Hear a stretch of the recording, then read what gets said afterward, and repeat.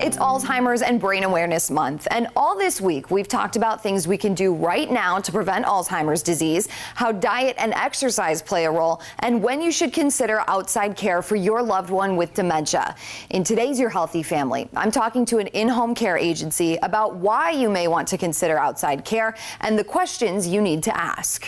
Why should someone hire a caregiver for their loved one? I think there's a lot of reasons you should hire a caregiver. Susan Nimnuin, the vice president of Bright Star Care in Fort Myers and Naples, said that question depends on the person and where they're at in their journey with dementia. Whether that's a certified nursing assistant or a nurse or bringing, physical or occupational therapy into the home, it really depends on each person and where they are in their journey of their disease.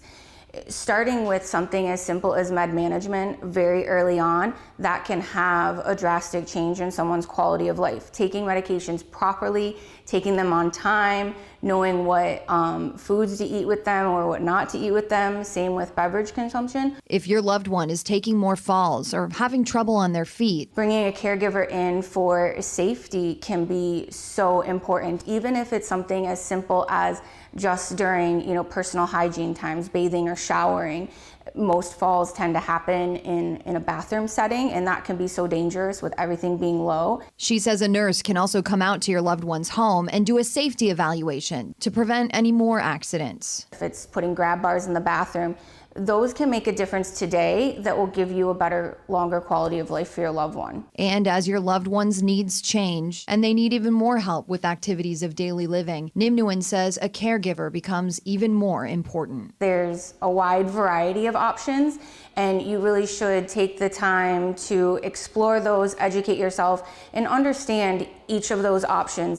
What kinds of questions do I need to be asking to figure out what type of care is right for my loved one?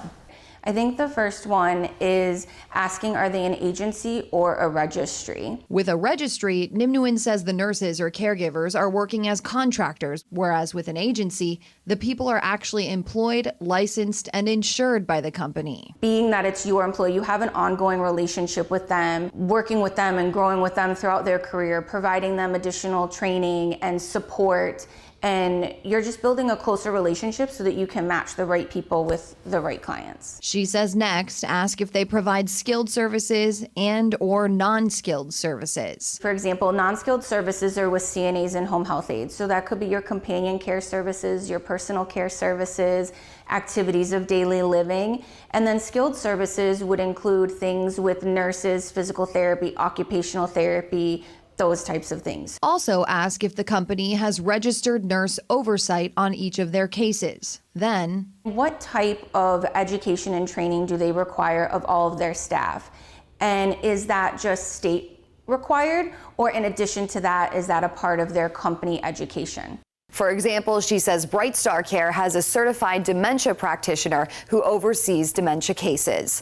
For Your Healthy Family, I'm Lisa Greenberg, and for all of this week's stories on Alzheimer's and Brain Awareness Month, head to fox4now.com/yourhealthyfamily.